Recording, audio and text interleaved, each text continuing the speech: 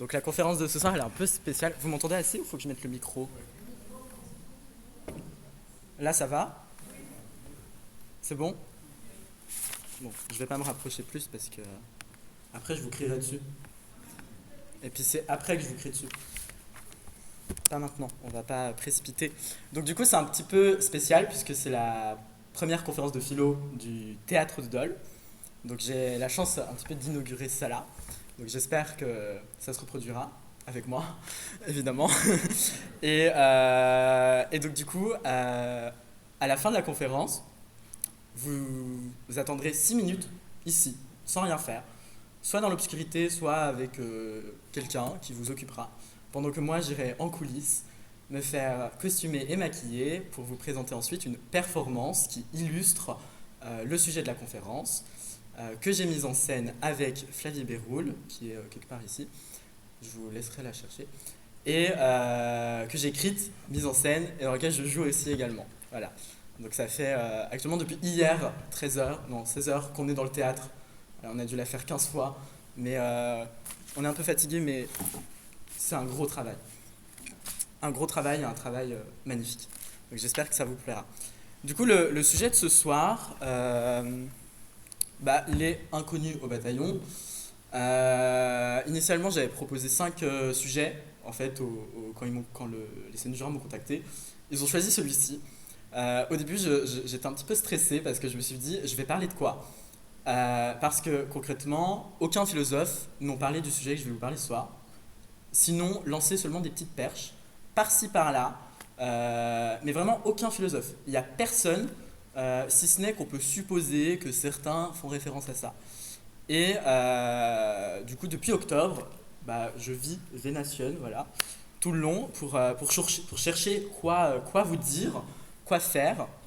Et certains ici le savent, je suis étudiant en philosophie, donc je prépare actuellement mes mémoires. Et mon mémoire, c'est sur le théâtre de Sénèque. Et puis là, bim, il y a 3 semaines, je lisais Sénèque pour la énième fois, une autre traduction. Et là, j'ai trouvé la pépite d'or, Sénèque parle des Vénatiennes. Voilà. Et là, j'étais trop joyeux parce que je me suis dit, enfin, je vais trouver de quoi leur parler. Parce que bon, 6 mois de recherche pour au final, 3 semaines avant de décider de quoi vous parler, c'est un peu difficile. Et donc en fait, les Vénatiennes, ça s'appelle aussi des Vénatiennes ou des Vénatio. C'est le U, vous savez, en latin, c'est devenu un V. Donc ce soir, je vais surtout dire Vénatiennes au pluriel parce que j'ai juste trop pris l'habitude de lire au pluriel et donc du coup, des fois, je gafouille. Et en fait, ce sont des combats qu'on retrouve principalement dans la Rome antique, mais aussi dans les pays antiques de l'Est, notamment en Syrie, en Égypte, dans les pays carthaginois, les pays espagnols, aussi dans le sud de la Gaule, le nord de l'Afrique, mais qu'on trouve également en Asie. Mais c'est surtout les Romains qui en ont fait un truc génial. Mais là, vous savez toujours pas c'est quoi, et donc du coup, génial, vous verrez après, entre gros guillemets. Et donc les Romains, leur vénation à eux, ça consistait concrètement, en gros, à prendre des animaux sauvages, les mettre dans une arène, prendre des gladiateurs et les mettre dans l'arène. Et on les laisse se débrouiller. Voilà, fallait divertir, c'était le domaine du spectacle, c'était comme ça. La question, c'était surtout que le gladiateur, devait incarner une forme de virilité, etc. Mais je vais plus détailler après. Et en fait, spécifiquement, les Vénatiennes, ce ne sont pas la même chose que des bestiarii ad bestias.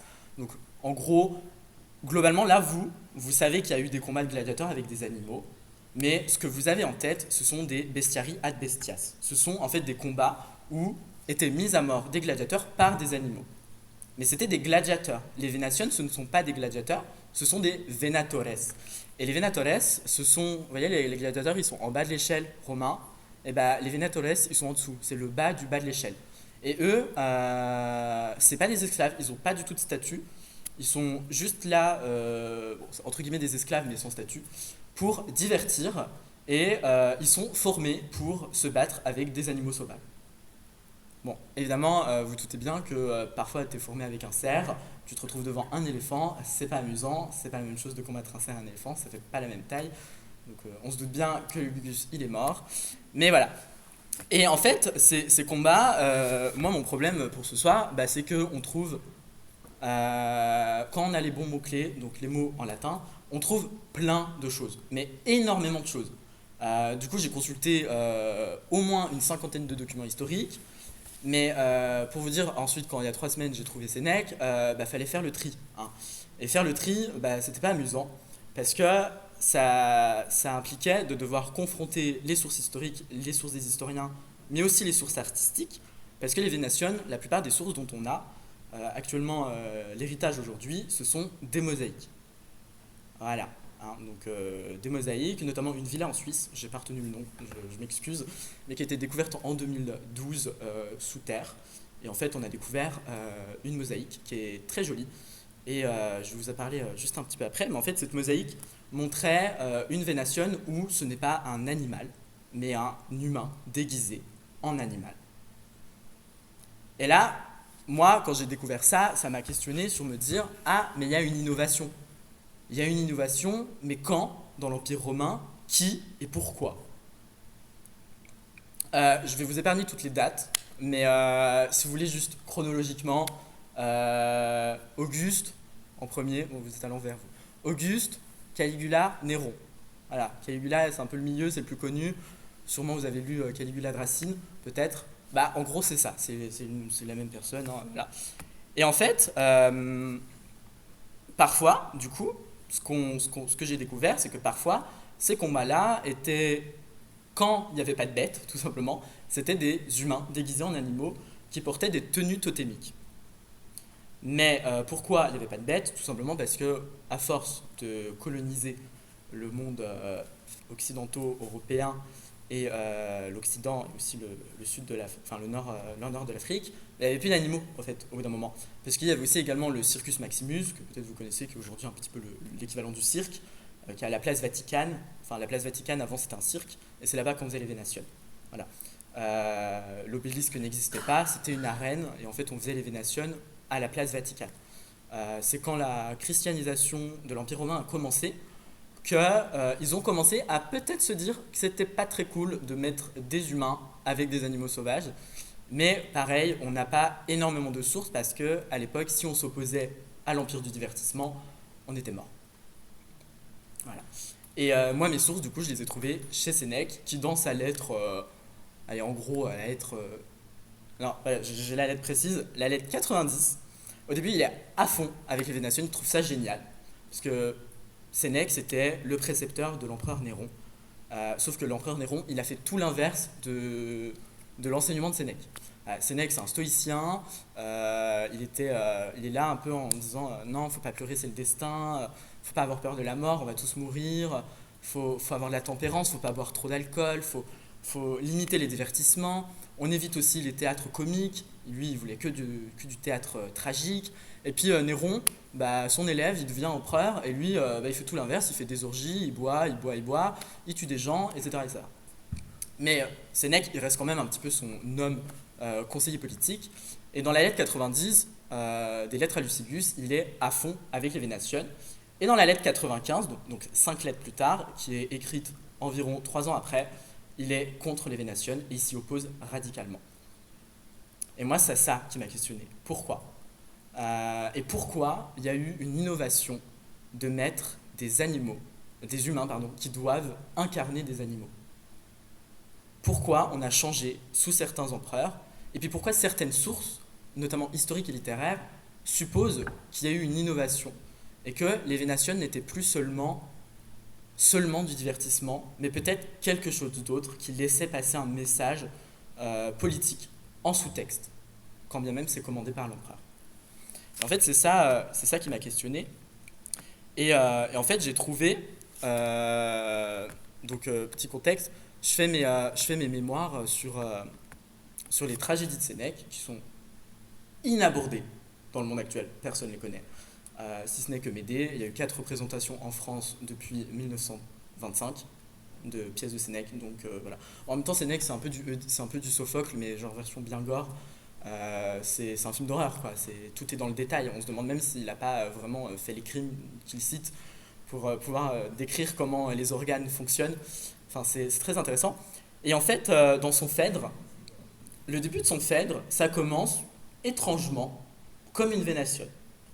Mais alors moi, je ne pouvais pas vous sortir ça sans vous valider que ouais, Sénèque, il a utilisé les vénationnes pour mettre en scène le Phèdre. Il fallait que je vous trouve autre chose. Du coup, j'ai relu toutes les autres pièces. C'est pas compliqué, on en a 8. Et je me suis rendu compte qu'il y en a d'autres. Hercule sur le tas, Oedipe, Hercule sur... j'ai oublié le nom. Bon, Hercule sur le tas, Oedipe, Médée, Atrée, donc c'est Tieste, je vous ai déjà dit le Phèdre, et Agamemnon. Octavia, c'est une autre pièce, donc si un jour vous lisez Octavia, c'est pas écrit par Sénèque. Voilà, les historiens ont confirmé que c'est pas écrit par Sénèque, puisque ça parle d'éléments historiques qui datent de après la mort de Sénèque, donc c'est pas possible tout simplement. Et en fait, je me suis rendu compte qu'il y avait du vocabulaire commun, parce que ce que j'ai fait, c'est que, comme ça fait 2 ans, là, je prépare mes mémoires là-dessus, j'ai lu 8 traductions différentes de chaque pièce. Donc au bout d'un moment, on peut comparer.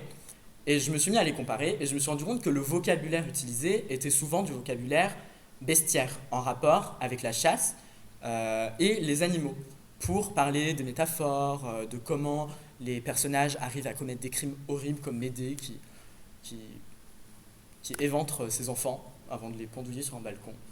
Puis qui ensuite qui se dit à son mari Jason, ouais, c'est dommage, je suis pas enceinte, je me serais éventré moi-même. Bon bref, c'est un peu glauque quoi, je vous ferai pas m'aider ce soir.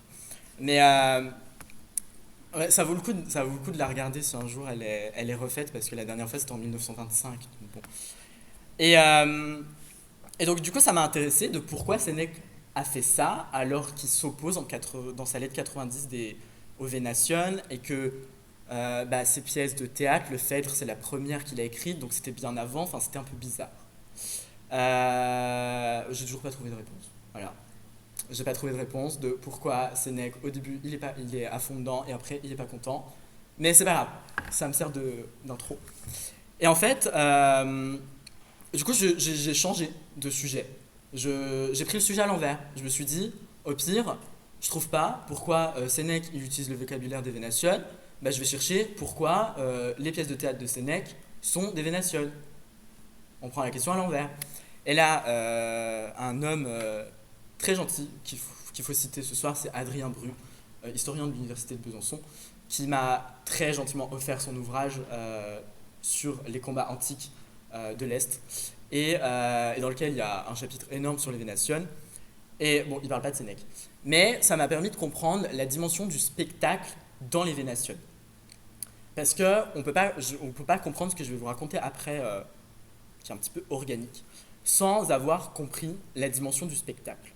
C'est que les Vénations, ce sont des combats qui sont ancrés dans la vie du divertissement des Romains.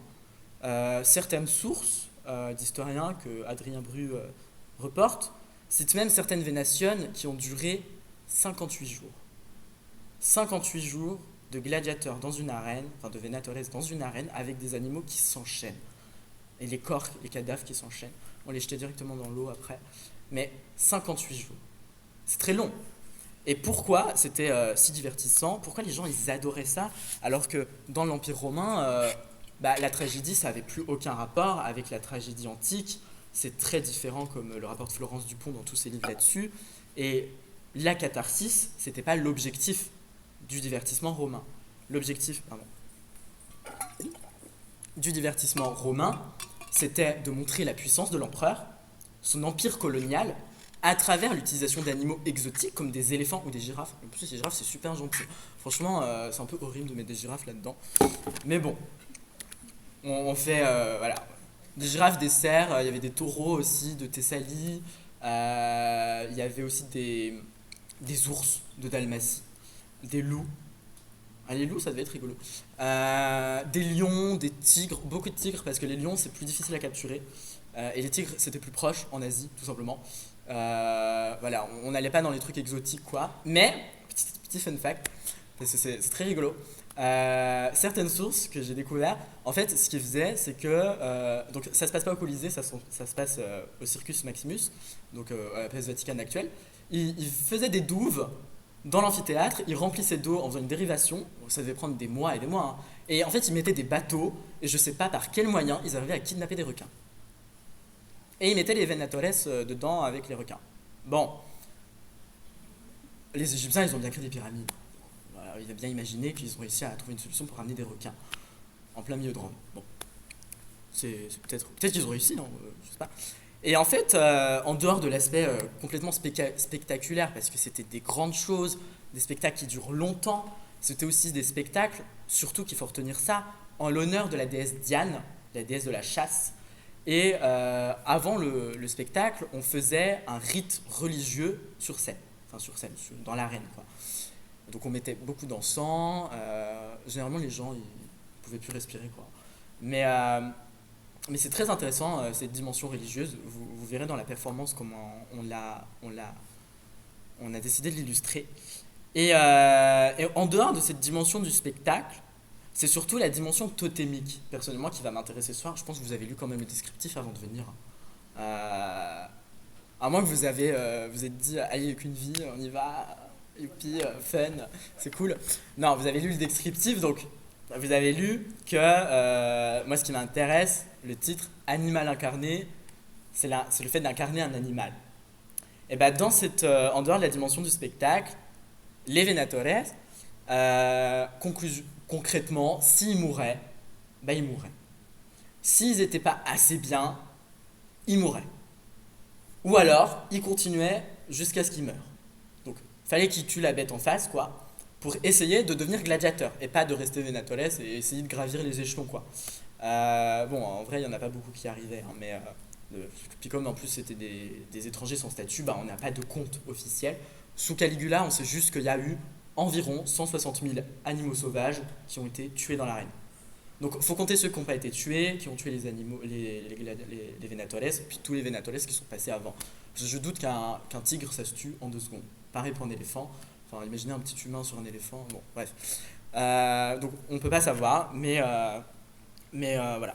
Et en fait, en dehors de cet aspect du spectacle, de la grandeur, de faire plus, toujours plus, complètement anti-platonicien l'histoire, c'était surtout, du coup, la domination culturelle, la puissance de l'empereur, mais surtout l'incarnation totémique. Parce qu'en fait, il y a une triple incarnation. Bon, une double, si vous voulez qu'on simplifie. Le Venatore, il doit incarner la puissance de Diane, la déesse de la chasse. Mais en même temps, il doit incarner l'élan vital animalier pour pouvoir tuer la bête en face de lui. Parce qu'un humain qui se comporte comme un humain devant un tigre, devant une girafe enragée, un éléphant, ou tout ce que vous voulez, bah, il est obligé de faire l'animal quoi, pour essayer de s'en sortir. Enfin, on va pas se dire, ah, qu'est-ce que je vais faire? Tiens, je vais passer en dessous. Non, on n'a pas le temps de réfléchir.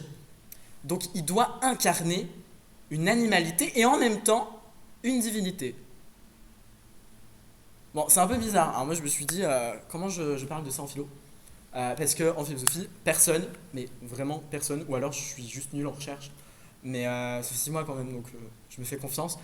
Personne en philosophie n'a parlé de cette double incarnation virtuelle, c'est-à-dire l'incarnation divine et l'incarnation bestiale.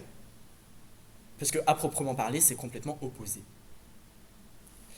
Et, j'ai trouvé, chez Sénèque. Chez Sénèque, du coup, il illustre très très bien ça. Bon, je vous passe les détails, mais en gros, c'est dans Thyeste. Atrée, il s'apprête à découper ses neveux. Et avant de faire ça, il fait un rite à la déesse Diane. Et le cœur, il rapporte qu'il est comparé à une bête, une bête sauvage et impulsive. Je cite, le grand fauve, l'homme au regard de loup. Et en fait, il est comparé à un loup. Ensuite, il est comparé à un tigre d'Arménie, selon les traductions, ça dépend. Parfois, il est comparé à un lion, selon les autres traductions. Mais globalement, c'est soit un lion, soit un tigre, soit un loup. Bon, il n'y a pas eu autre chose. Et du coup, je me suis dit, bon, Sénèque, il est marrant, il y a peut-être autre chose dans le Phèdre. Le prologue du Phèdre commence par, typiquement, le début d'une vénation. Je vous le dirai juste après, mais ça commence par une vénation. Et je me suis dit, bon, c'est peut-être bien de dire ça, mais il me faut quand même une preuve en plus. Parce que juste mon intuition, ça ne suffit pas. Et ben j'ai trouvé dans un vieux livre que vous pouvez pas acheter. C'est Le théâtre de Sénèque, publié par Léon Herman en 1924, que j'ai emprunté à la BU. Bon, je voulais le piquer, mais j'ai pas envie d'avoir les huissiers, faut rien dire. Mais voilà, bon. Puis sur internet, il coûte trop cher. Voilà. Bon, et Léon Herman, donc le seul philosophe actuel qui était professeur et directeur de la Sorbonne pendant quelques temps, donc depuis 3 siècles, c'est le seul philosophe qui a écrit une thèse sur Sénèque. Les autres, ils ont rien fait. Enfin, sur le théâtre de Sénèque, hein, pas sur sa philosophie. Les autres, il y a personne, à part Antonin Artaud, dont on va beaucoup parler ce soir, mais personne d'autre. Bon, donc, du coup, vous voyez, c'était facile de faire les recherches, mais c'était quand même loin, 2000 pages. Bon. Et Léon Herman, mais il le dit pas dans son livre, mais il le dit vraiment genre en petites notes de bas de page, illisibles, parce que les livres de l'époque, voilà, en plus le papier il était moisi, quoi. Donc illisible, que Sénèque utilisait les Vénatiennes pour introduire ses spectacles ou faire des appendices. Et là je me suis dit, c'est le Saint Graal.